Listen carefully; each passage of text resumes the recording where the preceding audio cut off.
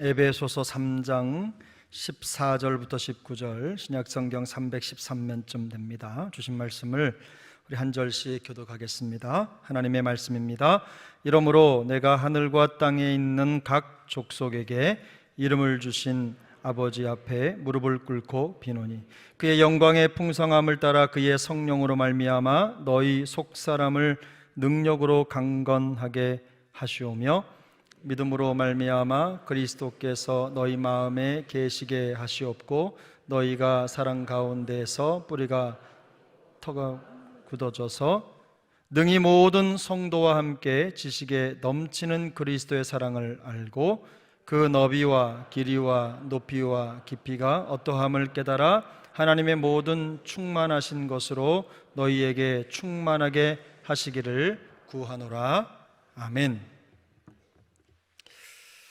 오늘 말씀의 제목은 교회를 위하여 드리는 기도, 두 번째 시간으로 지난주에 이어 성도들을 위한 바울의 중보 기도를 통해 함께 은혜를 나누겠습니다. 지난주에는 바울의 중보 기도를 통해서 우리는 하나님의 능력이 임하기를 기도해야 된다라는 것을 함께 나눴습니다. 교회의 건강한 성장과 성숙을 위해서는 성도 각 사람이 성령으로 말미암아 속사람이 능력으로 강건하게 되는 것이 무엇보다도 중요합니다. 성도 각 사람이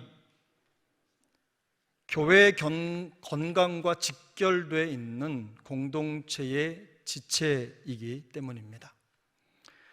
사람의 겉모습은 시간을 거스를 수 없습니다. 아무리 아름다운 사람도 멋진 사람도 시간이 지나면 그 아름다움을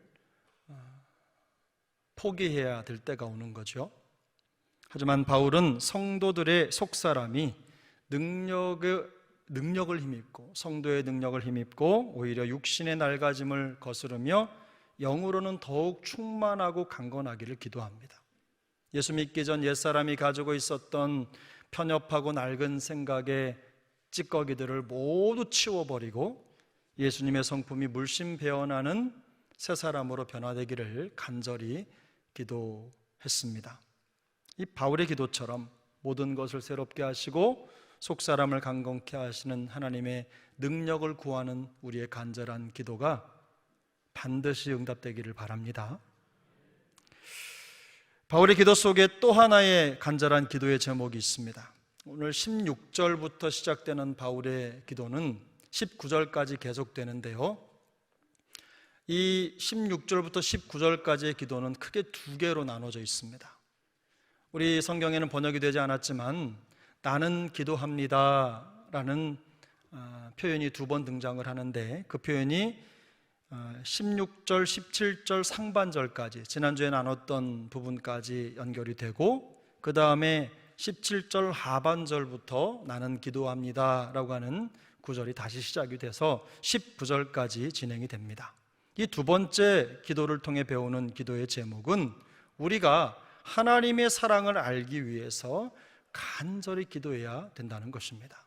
본문 17절 하반절부터 19절까지 함께 읽겠습니다. 우리 17절을 보면 그리스도께서 너희 마음에 계시게 하시옵고, 그 다음 있죠, 너희가로 시작되는 부분부터 함께 읽겠습니다. 함께 읽습니다. 너희가 사랑 가운데서 뿌리가 박히고 터가 굳어져서 능히 모든 성도와 함께 지식에 넘치는 그리스도의 사랑을 알고 그 너비와 길이와 높이와 깊이가 어떠함을 깨달아 하나님의 모든 충만하신 것으로 너희에게 충만하게 하시기를 구하노라.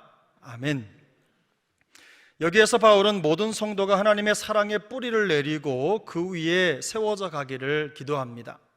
하나님의 사랑의 길이와 넓이와 높이와 깊이를 이해할 수 있도록 해달라고 간절히 기도하고 있습니다. 쉽게 말해서 교회 공동체 속에 있는 성도들이 주님이 베풀어 주시는 사랑의 무한한 차원을 깨닫게 해달라고 기도하고 있는 겁니다. 바울의 말은 성도들이 그리스도를 향한 하나님의 사랑을 여태껏 깨닫지 못했다, 혹은 전혀 몰랐다는 뜻이 아닙니다. 오히려 반대로 바울은 그들이 믿음이 있고 예수님의 사랑 안에 성장해 가고 있다는 것을 인하여 감사합니다. 본문은 아니지만 에베소서 1장 15절 16절을 보면 이로 말미암아 주 예수 안에서 너희 믿음과 모든 성도를 향한 사랑을 나도 듣고 내가 기도할 때에 기억하며 너희로 말미암아 감사하기를 그치지 아니하고 라고 말씀합니다. 바울은 예수 믿고 변화를 받아 예수님의 사랑을 실천하고 있는 그 에베소 교회 성도들의 이야기를 소문을 전해 듣고 마음에 큰 기쁨을 누렸습니다. 그리고 그 기쁨을 하나님 앞에 감사로 올려드렸어요. 바울이 생각할 때 그들은 이미 그리스도의 사랑의 뿌리를 내리고 터가 굳어져서 자라가고 있었기 때문입니다. 불과 얼마 전까지 복음을 모른 채 세상 속에 버려진 것 같은 영혼의 상태로 있었던 그들을 생각하면 그들의 변화는 기적 같은 일이었습니다. 항상 그렇지만 사람이 변화되어 새롭게 된다는 것은 늘 놀랍습니다. 그만큼 사람의 변화가 어렵다는 것을 뜻합니다. 여러분도 거기에 동의하시죠? 사람 참 바뀌기 어렵습니다. 바울이 생각할 때 구원 없는 짐승 같던 이방인들이 복음을 믿고 변화되어서 하나님의 권속이 되었다는 그 사실, 그것은 전적으로 하나님의 주권적인 사랑이 아니었다면 결코 일어날 수 없는 기적이었습니다. 이것을 알고 있었기 때문에 바울은 이 편지를 시작하는 초두에 이처럼 신령한 복을 주신 하나님께 경배와 찬양을 올려드립니다. 하나님을 뜨겁게 찬양하는 것으로 이 서신을 시작하고 있어요. 물론 그의 기도는 여기서 멈추지 않습니다. 에베소서 1장 4절 5절 말씀을 우리 다 함께 읽겠습니다. 곧 창세전에 그리스도 안에서 우리를 택하사 우리로 사랑 안에서 그 앞에 거룩하고 흠이 없게 하시려고 그 기쁘신 뜻대로 우리를 예정하사 예수 그리스도로 말미암아 자기의 아들들이 되게 하셨으니. 아멘. 바울은 하나님께서 우리를 택하시고 구원하신 목적이 무엇인지를 분명하게 밝힙니다.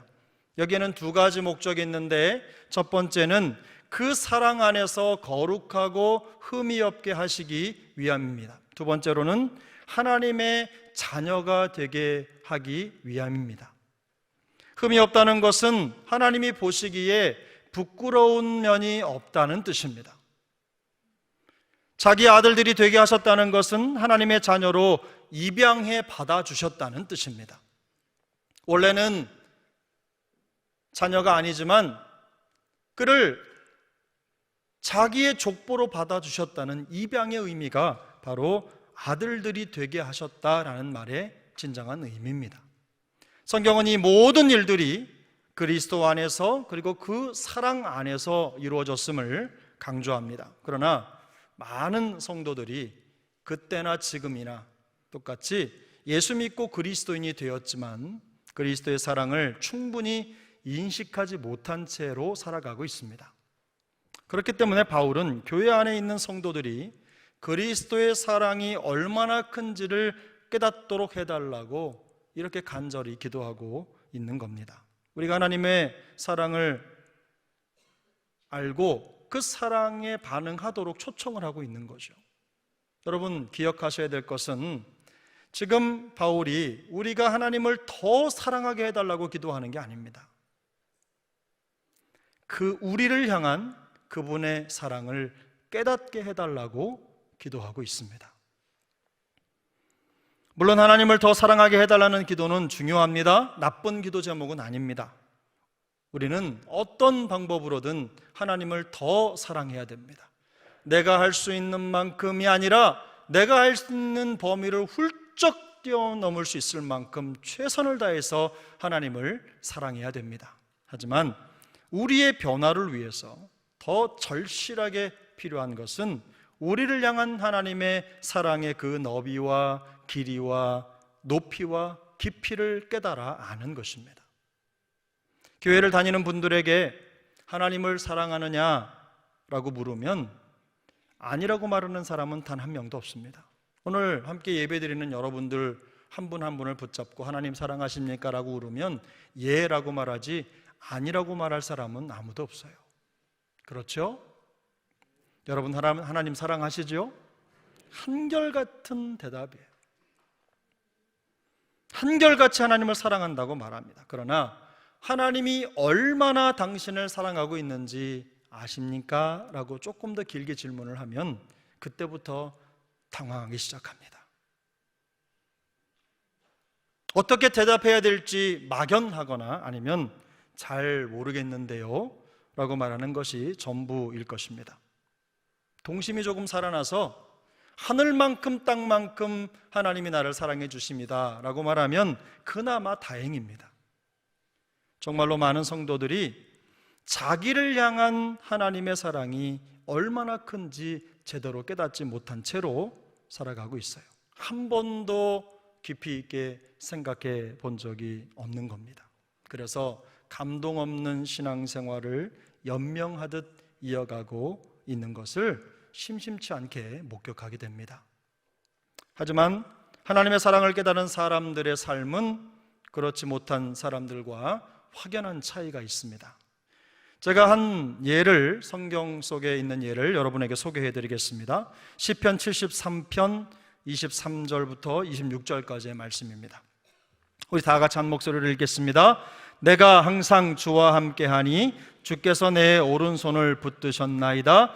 주의 교훈으로 나를 인도하시고 후에는 영광으로 나를 영접하시리니 하늘에서는 주 외에 누가 내게 있으리요 땅에서는 주밖에 내가 사모할이 없나이다. 내 육체와 마음은 쇠약하나 하나님은 내 마음의 반석이시요 영원한 분깃이시니라. 아멘. 시인은 육체와 마음은 쇠약해질 수 있지만 하나님은 그 마음의 반석이시며 영원한 분깃이라고 노래합니다. 고난 없는 인생을 갈망하고 삶의 필요가 다 채워질 때까지 기다렸다가 감사와 찬양을 올려드리는 것이 아닙니다.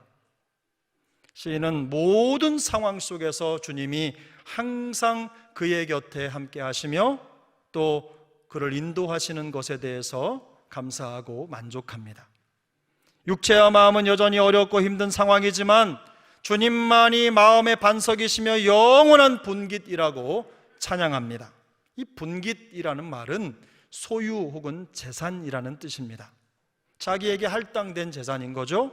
다시 말해서 시인은 하나님 한 분과 그분의 자기를 향한 그 사랑 말고는 이 땅에 살아가는 동안 흠모하고 사모할 것이 없다는 고백을 올려드리고 있는 겁니다. 지금 극한 어려움 속에 있지만 그가 이처럼 하나님을 찬양하고 노래할 수 있는 이유는 그를 향한 하나님의 사랑을 깨달았기 때문입니다. 시인에게 있어서 하나님의 사랑은 곧 생명입니다. 이뿐만이 아닙니다. 로마서 14장 7절에 보면 이런 말씀이 있습니다. 하나님의 나라는 먹는 것과 마시는 것이 아니요 오직 성령 안에 있는 의와 평강과 희락이라. 아멘. 아멘. 우리 한번 같이 읽어보겠습니다. 하나님의 나라는 먹는 것과 마시는 것이 아니요 오직 성령 안에 있는 의와 평강과 희락이라. 아멘. 로마서 15장 13절도 함께 읽겠습니다. 소망의 하나님이 모든 기쁨과 평강을 믿음 안에서 너희에게 충만하게 하사 성령의 능력으로 소망이 넘치게 하시기를 원하노라. 아멘. 바울은 성도에게 있어서 가장 중요한 것은 성령 안에 있는 의와 평강과 희락을 누리는 것이라고 말합니다. 성도에게는 세상에서 먹고 마시는 것, 그것이 아니라 성령의 능력으로 소망을 가지고 그 소망에 넘치는 삶을 사는 것이 훨씬 더 중요하다는 말씀입니다. 여기에 더해서 바울은 갈라디아 2장 20절에서 내가 그리스도와 함께 십자가에 못 박혔나니 그런즉 이제는 내가 사는 것이 아니요 오직 내 안에 그리스도께서 사시는 것이라. 이제 내가 육체 가운데 사는 것은 나를 사랑하사, 함께 읽습니다. 나를 위하여 자기 자신을 버리신 하나님의 아들을 믿는 믿음 안에서 사는 것이라. 아멘. 무슨 뜻입니까? 우리를 사랑하사 우리를 위하여 자기 자신을 버리신 하나님의 아들을 믿는 믿음 안에서 산다는 이 고백은요, 우리를 향한 그리스도의 사랑이 우리를 살게 하는 능력이라는 고백입니다. 바꿔 말하면 물 밖으로 나온 물고기가 얼마 못 돼서 죽는 것처럼 성도는 그리스도의 사랑을 벗어나서는 살 수 없습니다.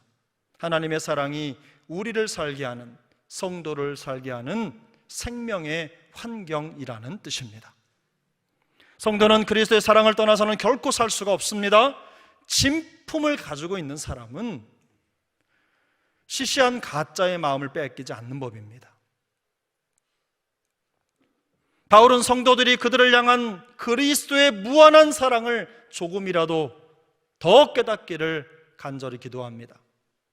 왜냐하면 그 무한한 진짜 사랑을 깨닫기만 하면, 그 진짜 사랑의 너비와 길이와 높이와 깊이를 깨닫기만 하면 그 사람은 반드시 변화가 될 것이라는 걸 알고 있기 때문입니다.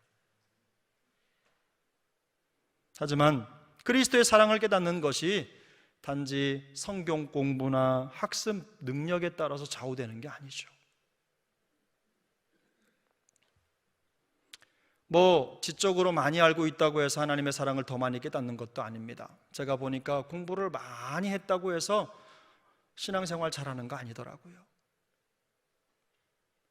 지식 중요합니다. 성경 공부해야 됩니다. 그러나 공부만으로는 충분하지 않아요. 오늘 본문 18절 한번 보겠습니다. 18절 함께 읽습니다. 능히 모든 성도와 함께 지식에 넘치는 그리스도의 사랑을 알고. 무슨 뜻입니까? 이 지식에 넘치는 이라는 표현은 아는 것의 차원을 넘어서는 이라는 뜻이에요. 내가 알고 있는 것의 차원을 넘어선다는 뜻입니다.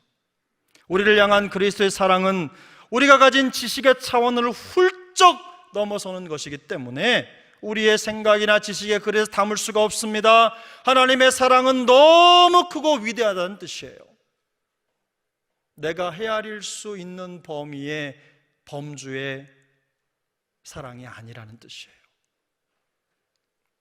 우리 찬송가 304장에 보면 그 크신 하나님의 사랑이라는 찬양이 있습니다. 그 3절 가사를 보면 하늘을 두루마리 삼고 바다를 먹물 삼아도 한없는 하나님의 사랑 다 기록할 수 없겠네. 하나님의 크신 사랑 그 어찌 다 쓸까? 저 하늘 높이 쌓아도 채우지 못하리. 하나님 크신 사랑을 측량 다 못하네. 영원히 변치 않는 사랑 성도여 찬양하세. 할렐루야. 이처럼 하나님은 우리를 향한 놀라운 그 사랑이 너무도 위대하기 때문에 바울은 그 사랑을 깨닫도록 해달라고 그토록 간절히 기도하고 있는 것입니다. 그러면 우리는 어떻게 그리스도의 사랑을 제대로 깨달을 수가 있습니까? 그 사랑을 깨닫기 위해서는요, 하나님의 능력이 필요합니다. 하나님의 능력을 힘입어야 됩니다. 바울은 이미 16절과 17절에서 성도에게 하나님의 능력이 임하기를 간절히 기도했습니다. 주님의 사랑을 제대로 깨닫기 위해서는 우리의 연약함을 도우시는 하나님의 능력을 힘입어야 하기 때문입니다. 그러면 어떻게 하나님의 능력을 힘입을 수 있습니까? 우리 안에 충만하게 내주하시는 성령님을 통해서 우리는 그 능력을 힘입을 수 있습니다. 오늘 본문 19절에 보면 하나님의 모든 충만하신 것으로 충만하게 하시기를 구하노라 라고 하는 바울의 기도가 있습니다. 그대로 직역하면 하나님의 충만하심 안에서 충만하라는 뜻입니다. 이것은 우리의 속사람이 그리스도로 충만하게 채워질 때 비로소 하나님의 사랑을 깨닫게 된다는 뜻입니다. 지금까지 기도의 내용을 미루어 보아 바울은 그 안에 그리스도의 영으로 충만한 사람들이 바로 그리스도의 사랑을 깨닫게 된다는 것을 알고 있었어요. 그래서 무엇보다도 먼저 하나님의 능력을 힘입고 그 안에 세상의 온갖 잡동사니로 가득한 마음이 정리가 되고 그리스도가 충만한 상태가 될 때 비로소 하나님의 사랑을, 그 주님의 사랑을 깨달을 수 있다는 고백을 이 기도 속에 담은 것입니다. 물론 우리가 그리스도로 충만해져 간다는 건 쉬운 일이 아닙니다. 하지만 우리를 죄에서 건져내 주시고 복음의 능력으로 새 피조물로 빚어주신 그 하나님의 능력을 의지하고 끊임없이 성령이 우리 안에 충만하도록 우리에게 부어주시는 그 능력으로 채워지고 또 채워지고 또 채워지는 과정을 통해서 이 능력을 소유하게 될 줄로 믿습니다. 물론 이것은 성령 충만을 간구하는 끝없고 간절한 기도의 여정이 될 것입니다. 자기중심이라는 표현이 있습니다. 사람은 거의 대부분 자기중심입니다. 저부터도 마찬가지입니다. 대화를 하다 보면 그 정도의 차이만 있을 뿐이지 모두 다 자기중심적으로 말하고 있다는 것을 알게 됩니다. 아무리 어떤 분이 저는 제 이윤이나 제 생각을 하는 게 아닙니다. 저는 순전히 목사님을 위해서, 순전히 성도님을 위해서 이 말씀을 드리는 겁니다 라고 말하지만 그 중심에는 여전히 자기가 있는 겁니다. 어떤 분들은 다른 사람의 얘기가 아니라 자기 얘기를 마치 다른 사람이 하는 것처럼 얘기하는 분도 계세요. 비겁한 거죠. 그런데 여러분, 이 자기중심이라는 것은요, 뒤집어서 얘기하면 하나님과 가까워지기를 거부하는 것입니다. 우리가 이런 말 흔히 합니다. 성경 중심, 그리스도 중심, 말씀 중심. 이건 뭐냐면 내가 내 중심으로 살지 않고 하나님 중심으로 살겠다는 고백입니다. 그러므로 하나님을 사랑하고 하나님께 의지한다고 고백을 하지만, 그러나 실제로 우리가 하나님 중심으로, 말씀 중심으로, 그리스도 중심으로 살아가지 않고 거기에 내 중심이 들어간다는 것은 하나님과 가까워지기를 원하지 않는다는 암묵적인 표현인 겁니다. 겉으로는 하나님을 사랑하고 하나님께 의지하는 삶을 살기 원한다는 고백이 늘 입던 옷처럼 익숙합니다. 하지만 반대로 하나님과 너무 가까워지는 것을 원하지 않습니다. 오히려 하나님 앞에서 하나님의 사랑에 압도당할까 봐 두려워할 수도 있습니다. 예수님의 사랑에 압도돼서 내가 변화되면, 하나님과 가까워지면 포기해야 될 것이 너무나 많아지기 때문입니다. 친한 친구 사이에서도 이런 원리가 작동합니다. 멀리 있을 때는 조금 더 가까워지기 위해서 어떻게 하면 더 가까워질 수 있을지를 연구합니다. 하지만 가까워졌다 싶고 또 너무 가까워졌다 싶으면 오히려 한 발 물러서고 조금 거리를 두기 위해서 어떻게 할까를 모색합니다. 너무 친밀해지면 개인 사생활을 침해당할 수 있다고 생각하기 때문입니다. 그런데 이런 원리가 하나님과의 관계에서도 작동한다는 겁니다. 겉으로 볼 때는 하나님과 더 가까워지기를 원하는 것 같은 모습을 가지고 있고 말도 그렇게 합니다. 늘 대화를 나눠보면 하나님과 멀어지고 싶다고 말하는 분은 없으세요. 다 가까워지고 싶다고 말하는 거예요. 그런데 가까워지려면 이렇게 해보세요라고 말하면 제가요, 이것 때문에 안 되고요, 저것 때문에 안 되고요, 이래서 안 되고요 라고 하는 수만 가지 조건들을 앞세우는 거예요. 자기중심적인 울타리를 쳐놓고 한 발 뒤로 물러나는 겁니다. 말씀의 인도를 받고 사랑으로 다스림을 받기보다는 이런저런 많은 조건들을 앞세우면서 자기 자신이 상황을 통제하려고 하는 것입니다. 성령으로 충만하게 채워지기 위해서 간절하게 기도해도 모자란 상황에 오히려 성령의 역사를 제한하는 겁니다. 단적인 예로 교회 생활에 더 너무 깊숙이 들어가면 상처를 받을 뿐 별 유익이 없다고 생각하는 분들이 일부 있습니다. 여러분, 정말 그렇습니까? 헌금이나 봉사 생활에 있어서도 스스로 선을 정해놓고 그 선을 넘지 않으려고 합니다. 신앙생활이라고 하는 것은 하나님과 우리 한 사람 한 사람 개인 대 개인의 관계인데, 그것을 공동체의 평균에 맞추는 겁니다. 다른 사람들에게 비교해 봤을 때 이 정도면 내가 적당히 잘하는 거지 라고 생각을 하는 거예요. 믿음이 없는 겁니다. 신앙이라고 하는 것은 하나님 앞에서 나와 하나님과의 관계를 점검하며 나아가는 거예요. 지나치면 광신도가 될 수 있다고 생각합니다. 세상에서 알고 지내는 사람들이 자신을 교회에 미친 사람이라고 말하는 것에 대해서 견디지 못합니다. 왠지 그런 말을 들으면 삶의 중심을 잃어버린 사람이 된 것 같은 생각이 들기 때문입니다. 그래서 늘 적정거리를 유지하기 위해서 애씁니다. 이렇게 되면 그 생각대로 광신도가 되지는 않겠지만 믿음의 기능을 모두 상실한 병신도가 되고 말 것입니다. 하나님은 우리를 죄에서 건져내셨습니다. 그리고 우리를 자녀 삼아 주셨고 그 자녀로 살도록 도와주셨어요. 그의 아들 예수 그리스도의 십자가를 통해서 무한한 사랑의 능력을 우리에게 보여주셨습니다. 이처럼 차원이 다른 주님의 사랑을 깨달은 사람들에게 자기중심이라는 울타리는 감히 생각할 수도 없습니다. 우리가 가진 어떤 것으로도 그 사랑에 보답할 수 없기 때문입니다. 그 보답을 우리가 가진 능력으로 할 수 없다는 것을 깨닫기 때문에 자기중심이 될 수가 없는 거예요. 우리가 하나님을 사랑을 알고 그 사랑에 푹 빠진다는 것은 참으로 놀라운 일입니다.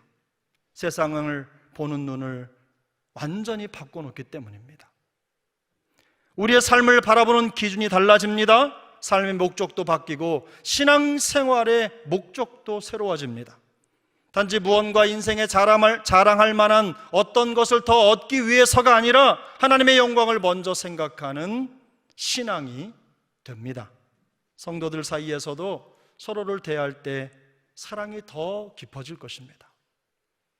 하나님의 측량할 수 없는 풍성한 사랑 덕분에 무익한 내가 하나님의 자녀로 살게 되었다는 사실을 깨달았기 때문에 다른 사람을 용서하고 사랑하는 일에 더 자연스러워질 것입니다. 생각과 말, 행동, 관계, 인생의 목표, 가치관, 모든 삶의 영역에서 놀라운 변화가 일어나게 될 것입니다. 건조하고 감동 없는 신앙생활을 벗어나게 될 것입니다. 살아있고 생기 넘치는 신앙생활을 하게 될 것입니다. 영적으로 끊임없이 성장하고 성숙하는 기쁨을 날마다 경험하게 될 것입니다. 한마디로 말씀드리면 자신이 성장하고 성숙하고 있다는 것을 온몸으로 느낄 수 있게 될 것입니다. 이런 그리스도의 사랑의 너비와 길이와 높이와 깊이를 깨닫게 되기를 축복합니다. 그 사랑 안에서 함께 자라가며 성숙의 은혜를 누릴 수 있기를 예수님의 이름으로 축복합니다. 성경은 다양한 우리 각 사람을 교회로 부르신, 교회의 지체로 부르신 그 목적이 무엇인지를 명확하게 밝힙니다. 이는 성도를 온전하게 하여 봉사의 일을 하게 하며 그리스도의 몸을 세우려 하심이라. 에베소서 4장 12절 말씀입니다. 그리스도를 사랑하고 그리스도의 우리를 향한 그 사랑을 깨달은 우리 모두를 통해서 이루시기를 원하는 하나님의 말씀입니다. 우리 모두가 다 그리스도의 사랑을 힘입고 주님의 그 발자취를 따라가면서 온전한 사랑의 공동체를 이루는 일에 은혜롭게 쓰임받게 되기를 예수님의 이름으로 축복합니다. 기도하겠습니다.